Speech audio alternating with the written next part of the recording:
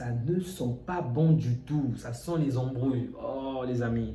Salut, j'espère que vous allez bien et que tout se passe pour le mieux pour vous. Nous avons remporté 3 points aujourd'hui contre le Celta Vigo. Je peux vous assurer que c'était tout sauf évident. Vraiment tout sauf évident. Malheureusement pour nous, nous avons 2 mauvaises nouvelles de la soirée. Donc, comme vous l'avez certainement appris, Cancelo est sorti sur blessure. Ensuite, Yamal également. Donc, 2 grands joueurs, 2 joueurs tellement importants pour cette équipe.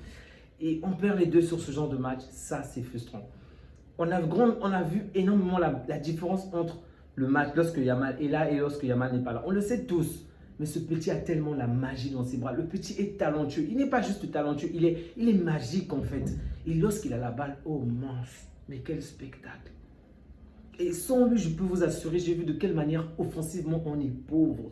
On est pauvre offensivement, on n'arrive pas à se débarrasser des joueurs. On a du mal à avoir même des actions un contre un où tu tues l'adversaire. Et là, tu te dis, mince, mais c'est quoi? C'est quoi? Je me souviens encore du Barça lorsque Messi ne pouvait pas dribbler ou Messi n'était pas là.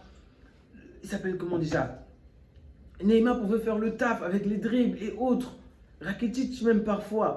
Mais aujourd'hui, oh, offensivement, c'est pauvre. Offensivement, c'est vraiment pauvre. Et le fossé entre, je l'ai déjà dit, mais le fossé entre Yamal et les autres est tellement grand. Vraiment, vous n'arrivez pas à marquer, mais vous n'arrivez pas à dribbler, mais ayez au moins des occasions plus dangereuses. C'est vrai que Bardia a porté sa pierre à l'édifice, mais on se rend compte que le niveau est trop grand entre les deux. L'écart est immense entre les deux. Et donc, on va aborder les 2 prochains matchs à l'extérieur. Donc, avant le Real, on va jouer 2 matchs à l'extérieur contre Retafe. En tout cas, parmi nos adversaires à Retafe. Vous savez de quelle manière contre Retafe, les matchs ne sont jamais évidents parce que ça sera un véritable verrou. Et on a vu contre cette petite équipe, contre le Celta Vigo. Déjà avec ce verrou, de quelle manière ça a été compliqué. Il a fallu que Yamal puisse provoquer un penalty et ensuite réussisse à le marquer, même si c'est blessé sur cette action-là. Mais imaginez-vous contre Retafe, une équipe qui est née, genre, elle a été conçue pour jouer le bloc défensif contre le Barça. C'est ça son rêve, c'est ça son style. Contre eux, ça va être très compliqué, vraiment compliqué. Je me dis, sans Yamal, sans Rafinha, c'est pas du tout évident. En plus, à l'extérieur, je crains qu'on puisse perdre des points lors de ces 2 prochains matchs. Donc, ensuite, après ces 2 matchs-là, nous aurons affronté le Real Madrid. Vraiment, j'espère de tout cœur, vraiment de tout cœur, que la blessure de Yamal est une petite blessure et qu'il sera rapidement de retour. Parce que pour l'instant, je pense qu'on peut faire un match nul, voire même battre le Real sans Yamal. Je sais, ça peut paraître fou, mais je ne sais pas comment vous le dire. J'ai l'impression que ces joueurs-là vont se surpasser, ils vont faire des trucs de folie, même sans Yamal. Mais je préfère jouer avec Yamal, vraiment, largement. Et j'espère de tout cœur que Rafinha sera rapidement de retour. Bon, parlons déjà du match. Ah, ça fait plaisir d'avoir un bon gardien, ça fait plaisir d'avoir un gardien rassurant parce qu'aujourd'hui, sans notre gardien, on aurait pu prendre 1 voire 2 buts également. Heureusement pour nous, on a un très bon gardien qui a réalisé vraiment des arrêts décisifs. Donc, bravo à Juan Garcia. Pour moi, c'est peut-être l'homme du match avec Yamal. Ils ont tous les deux fait un très bon match, même si Yamal est sorti trop tôt à cause de la blessure. Consolé également était intéressant, mais suite à la blessure, il est sorti également trop tôt. Donc, difficile de l'évaluer dans ce match. J'ai trouvé notre milieu de terrain assez faible. Là, je parle principalement de Eric Garcia, de Gavi et même de Pedri. Je ne les ai vraiment pas trouvés à la hauteur aujourd'hui. Il n'y a rien à dire. Ils ont tous été en dessous de tout ce à quoi je pouvais m'attendre. Même Olmo également, mais un tout petit peu moins que les autres. Gavi, je ne sais pas trop qu'est-ce qu'il voulait faire. S'il devait être le milieu de terrain, l'ailier, je ne sais pas. Il était entre les deux. Ce n'était pas évident. Et en toute sincérité, sur le poste d'ailier aujourd'hui, il n'a vraiment pas apporté. Je comprends que le système adverse également ne l'avantage pas. Le système adverse est vraiment un verrou. Mais contre ces équipes-là, c'est vraiment pas nécessaire de mettre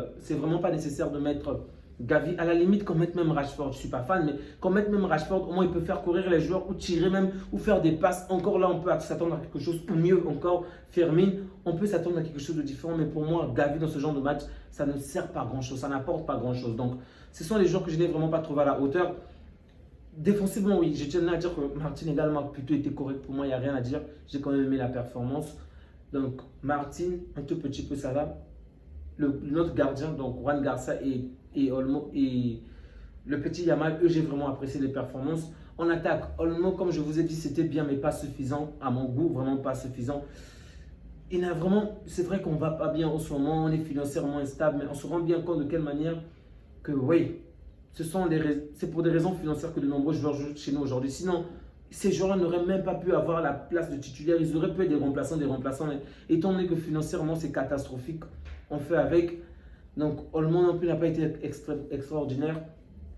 Ferran Torres, c'est un peu compliqué parce que, encore une fois, il rate énormément d'occasions. Et l'action complexe, l'action, la plus belle occasion du match, il la marque. Oh Seigneur, c'est la plus belle occasion qu'il marque. Et en plus de cela, il est hors jeu. Mince. Donc, j'avais l'impression qu'il m'a donné de l'espoir. J'étais content, j'ai célébré. Ensuite, il me l'a repris. Je sais que ce n'est pas de sa faute. C'était vraiment un petit détail. C'était comme certains diraient, le badge du Barça. Bref, donc c'était vraiment sur un très petit détail qu'on a finalement annulé son but, mais c'était une excellente passe de Pedri, une excellente finition de Ferran Torres. Donc c'était vraiment un très beau but, une très belle passe, mais malheureusement ça a été annulé. Donc je ne dirais pas qu'il a fait un très bon match et pas non plus un mauvais match, ok? Parce qu'il a certes raté énormément d'occasions, il aurait pu nous mettre à l'abri avec au moins un but, voire deux. Mais d'un autre côté, il a essayé de faire de son mieux face à ce bloc défensif qui n'est vraiment pas évident. En attaque, comme je vous ai dit, c'était très pauvre. Sinon, il n'y avait que Yamal. J'ai quand même apprécié l'entrée de Bardi. Il a même apporté une ou deux actions dangereuses, mais c'est toujours pas suffisant. Et le fossé est beaucoup trop grand entre Bardi et Yamal. Il faudrait que ce petit ait davantage de temps de jeu. Il faudrait qu'on lui donne davantage confiance. Aujourd'hui, je vous promets, je préfère largement voir Bardi à droite. Voir Bardi, je ne sais pas, occuper l'autre poste.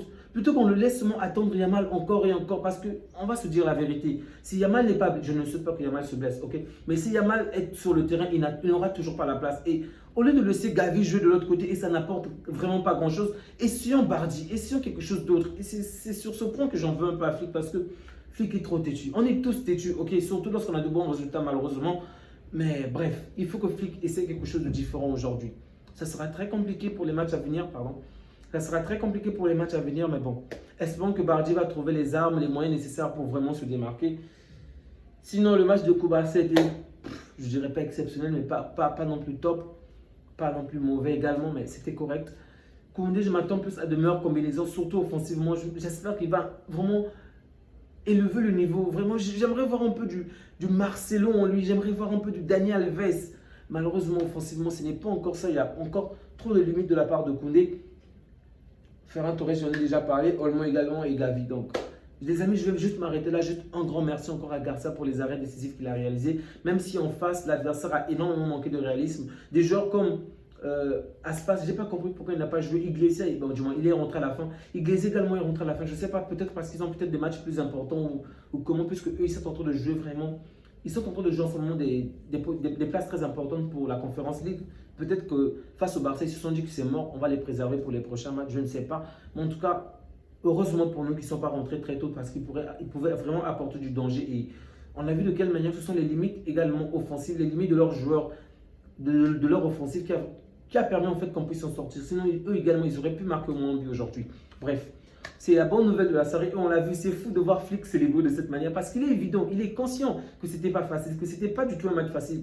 Et on l'a vu célébrer, il était tout content. Oui, c'était pas facile, mais on a emporté les 3 points et c'est ça le plus important. Et j'ai vraiment apprécié. Alors là, on dit souvent des mauvaises choses sur la Liga lorsque ça ne va pas bien, mais le système de la caméra sur l'arbitre, c'est top. Vraiment, j'apprécie, j'aime tellement. J'ai l'impression de voir le match à travers les yeux de l'arbitre, c'est beau. Tu vois les joueurs venir en face, tu le vois écrire, tu vois les noms, tu vois faire les gestes de la main. C'est très beau, vraiment, c'est très beau. J'espère qu'ils vont continuer dans ce domaine-là. Si on peut même avoir également pour des arbitres de tout autre, vraiment, ça ne pourrait que nous régaler. Ça donne énormément, en fait, une vision différente du jeu. Tu as l'impression d'être dans un jeu vidéo, d'être l'arbitre, d'être dans le match. C'est très beau. Comme de la réalité virtuelle, c'est vraiment beau. J'ai énormément apprécié. N'hésitez surtout pas à me dire si vous avez également apprécié ce genre de choses. Les amis, on va s'arrêter là. Prenez soin de vous, prenez soin de vôtres et que Dieu vous garde. Ciao.